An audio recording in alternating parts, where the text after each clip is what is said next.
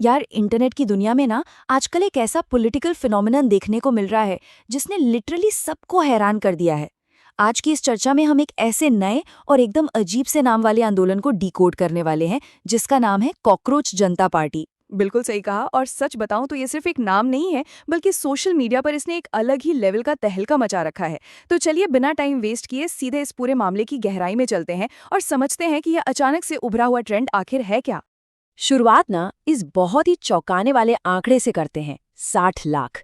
जी हाँ, 6 मिलियन। ये कोई मामूली नंबर नहीं है। कमाल की बात तो ये है कि ये पार्टी असल में एक सटायर या कह लें एक व्यंग के रूप में शुरू हुई थी, लेकिन देखते ही देखते सिर्फ 48 घंटों के भीतर इसने 60 लाख से ज्यादा फॉलोअर्स गेन कर लिए। सीरियसली? 48 घंटों में 60 लाख? मतलब इंटरनेट पर किसी पॉलिटिकल सटायर के लिए इतनी तेजी से वायरल होना बहुत ही रेयर है। ये साफ तौर पर दिखाता है कि कहीं ना कहीं एक बहुत बड़ी नब्ज दब गई है। ये मुद्दा सीधे लोगों से और खासकर हमारे युवाओं से बहुत गहराई से जुड़ गया है। Section 3, the viral cockroach phenomenon. अब इतने बड़े पैमाने पर फैले इस ट्रेंड को देखकर सबसे पहला सवाल जहन में यही आता है कि भाई इसके पीछे आखिर है कौन। हाँ, मतलब क्या इसके पीछे कोई बहुत बड़ी ताकत काम कर रही है? कोई डीप स्टेट है या फिर कोई एस्टैब्लिश्ड पॉलिटिकल पार्टी इसे पीछे से चुपचाप फंड कर रही है? पर दिलचस्प बात यह है कि ऐसा कुछ भी नहीं है। इस पेज की शुरुआत अभिजीत नाम के एक अकेले इंसान ने की थी, और वो भी महज एक जोक या मजाक के तौर पर। लेकिन जो चीज़ एक मजाक की तरह शुरू हुई ना, उसने बहुत ही जल्द एक सीरियस रूप ले लिया। हमारी जो नई पीढ़ी है यानी जेनजी, उनके भीतर जो फ्रस्ट्रेशन और गुस्सा पनप रहा है, उसने इस सटायर को एक एक्चुअल रियल लाइफ मूवमेंट में बदल दिया है। युवाओं ने सच में इसे अपनी आवाज बना लिया है। और इस आंदोलन की सीरियसनेस का अंदाजा इसी बात से लगा सकते हैं कि सिर्फ 2 से 3 दिनों के अंदर 20,000 से ज्यादा लोगों ने ऑफिशियली इस पार्टी के मेंबर के रूप में साइन अप कर लिया। एग्जैक्टली। लोग सिर्फ पेज को लाइक या फॉलो करके नहीं रुक रहे हैं, वो इस कॉज से जुड़कर इस पूरी व्यवस्था का हिस्सा बनने की कोशिश कर रहे हैं। ये एक बहुत बड़ा शिफ्ट है जहां आम लोग अब एक्टिव पार्टिसिपेंट बन रहे हैं। Section 6, origin of the name. अब इन सबके बीच एक बहुत ही ऑब्वियस सवाल उठता है। मतलब कोई भी युवा आंदोलन अपना नाम कॉकरोच यानी तिलचट्टे के नाम पर क्यों ही रखेगा? ये थोड़ा अजीब लगता है ना सुनने में। तो इसका जवाब ना इस एक कोट में छिपा है। कोट कुछ यूं है: बेरोजगार युवा कुछ मीडिया में जाते हैं, कुछ सोशल मीडिया में, वे कॉकरोच की तरह हैं। दरअसल सोर्सेस के मुताबिक ये स्टेटमेंट भारत के मुख्य न्यायाधीश द्वारा की गई एक कथित टिप्पणी से जुड़ा है, जहां बेरोजगार युवाओं का कंपैरिजन गटर में रहने वाले कॉकरोच से किया गया था। और पता है सबसे खास बात क्या है? इसी कंट्रोवर्शियल टिप्पणी को इस मूवमेंट ने अपनी सबसे बड़ी पहचान बना लिया। बजाय इस बात से हर्ट होने के या बुरा मानने के, युवाओं ने इस कॉकरोच शब्द को ही एक हथियार बना लिया और इसे अपनी सबसे बड़ी ताकत में बदल दिया। देखा जाए तो ये गुस्सा सिर्फ एक बयान तक लिमिटेड नहीं है। अगर हम इसके रूट कॉज में जाएं तो कई ऐसी सिस्टमिक प्रॉब्लम है जो इस आग में घी का काम कर रही हैं, जैसे कि नीट एग्जाम्स के लगातार होते पेपर लीक्स। बिल्कुल, और इसके साथ ही जो बेतहाशा बेरोजगारी बढ़ रही है वो एक बहुत बड़ा फैक्टर है। यूथ डिग्रियां लेके बैठा है लेकिन नौकरियां हैं ही नहीं। इसके अलावा आज के टाइम में मीडिया की क्रेडिबिलिटी पर भी लगातार सवाल उठ रहे हैं। और एक और सबसे बड़ी चीज, ये आसमान छूती महंगाई। पेट्रोल के प्राइसेस हों, बड़े शहरों में रेंट हो, या फिर हर महीने सर पर लटकने वाली ईएमआई। सही बात है। ये सब वो मुद्दे हैं जिन्होंने एक आम युवा की कमर तोड़कर रख दी है।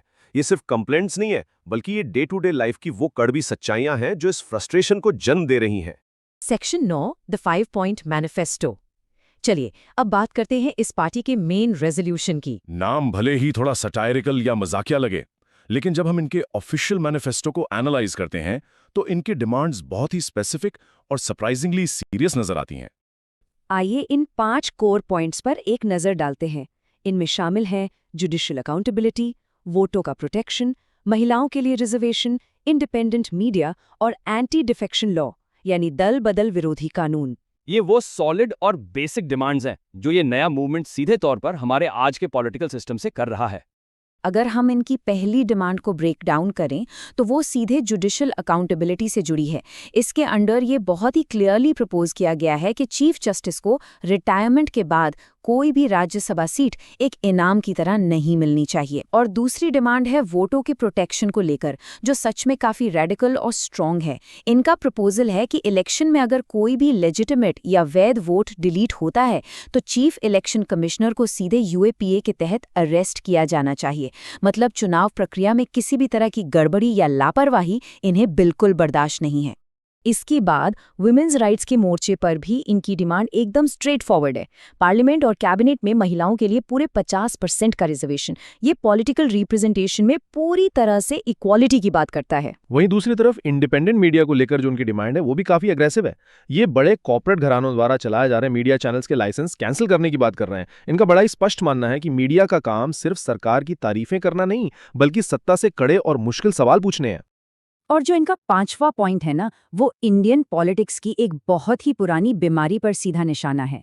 ये उन नेताओं पर सीधे 20 साल का सख्त बैन लगाने की मांग कर रहे हैं जो चुनाव जीतने के बाद अपनी पार्टी ही बदल लेते हैं। बिल्कुल, ये सीधे सीधे दल बदल और वो जो हॉर्स ट्रेडिंग वाली पॉलिटिक्स होती है ना, उस कल्चर पर एक बड़ा प्रहार है। इसका मेन मोटिव यही है कि जो चुने हुए प्रतिनिधि हैं वो अपने पर्सनल फायदे या लालच के लिए जनता के दिए हुए मैंडेट के साथ खिलवाड़ ना कर सकें। वैसे इन 5 मेन पॉइंट्स के अलावा भी एक चीज़ है। इस पूरे ट्रेंड को एनालाइज करने वाले कई क्रिएटर्स और सपोर्टर्स एक और बहुत बड़ी डिमांड इस अभियान के साथ जोड़ रहे हैं। हाँ, बिल्कुल सही कहा। हमारे एजुकेशन सिस्टम में जो एक डीप क्राइसिस चल रहा है, जिस तरह से आए दिन पेपर लीक के मामले सामने आ रहे हैं, उसे देखते हुए अब ये लोग सीधे तौर पर एजुकेशन मिनिस्टर धर्मेंद्र प्रधान के इस्तीफे की जोरदार मांग कर रहे हैं। ये क्लियरली दिखाता है कि युवाओं का जो गुस्सा है वो अब सीधे सिस्टम के टॉप पर बैठे लोगों की तरफ डाइवर्ट हो रहा है। Section 15, youth frustration and reality. अब ना इस पूरे एनालिसिस के स्कोप को थोड़ा सा ब्रॉड करते हैं और एक मैक्रो पिक्चर देखते हैं। ये समझना बहुत ज़रूरी है कि इंडिया की इतनी बड़ी जो यूथ वर्कफोर्स है उसके पोटेंशियल का आज एक्चुअल में किस तरह से यूज़ हो रहा है। अगर हम एक ग्लोबल लेवल पर कंपैरिजन करें तो सिचुएशन काफ़ी सोचने वाली हो जाती है। एक तरफ जहां यूएस जैसे देशों में युवाओं का पूरा फोकस एआई, सेमीकंडक्टर्स और क्लीन एनर्जी जैसे सेक्टर्स में टेक्नोलॉजिकल डोमिनेंस हासिल करने पर है, वहीं दूसरी तरफ जो सोर्सेस से डेटा निकल कर आ रहा है वो बताता है कि इंडिया में युवाओं को लगातार धार्मिक और हिंदू मुस्लिम डिबेट्स या फिर काउ पॉलिटिक्स जैसी चीजों में उलझाया जा रहा है। ये एक बहुत ही सीरियस कॉन्ट्रास्ट है। एक तरफ फ्यूचरिस्टिक टेक्नोलॉजी पर फोकस है और दूसरी तरफ डिस्ट्रैक्ट करने वाली पॉलिटिक्स हावी है। Section 17, satire as political voice. आजकल के पॉलिटिकल डिस्कोर्स में इस सटायर या व्यंग्य की जो असली पावर है उसे और डीपली समझने के लिए हम उस एनिमल एनालॉजी पर चलते हैं जो सोल्सिस ने करंट सोशियो पॉलिटिकल सिचुएशन को डिफाइन करने के लिए यूज की है। ये जो मेटाफर है ना, ये बहुत ही पावरफुल है। इसमें एक तरफ है मगरमच्छ। ये मगरमच्छ उन इन्फ्लुएंशियल लोगों, एलीट्स और सिस्टम के उन लोगों को रिप्रेजेंट करते हैं जो इस करप्टेड सिस्टम, पेपर लीक्स और महंगाई का पूरा मजा ले रहे हैं।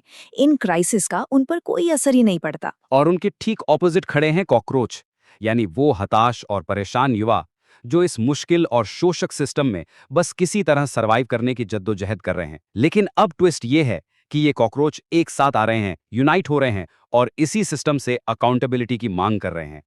इस पूरे मूवमेंट का जो जज्बा है वो उनके इस एक कोट से पूरी तरह से साफ हो जाता है। हम कोई निचली जाति नहीं है, हम एक मेहनती प्रजाति हैं, युवाओं द्वारा युवाओं के लिए एक पॉलिटिकल फ्रंट। ये स्टेटमेंट अपने आप में बहुत लाउड और क्लियर है। ये उनकी रेजिलियंस, कभी हार ना मानने वाले एटीट्यूड और करंट सिस्टम के खिलाफ उनके कड़े रेजिस्टेंस को बहुत ही सॉलिड तरीके से सबके सामने रखता है। तो फाइनली ये पूरी चर्चा हमें एक बहुत ही अहम सवाल पर लाकर खड़ा कर देती है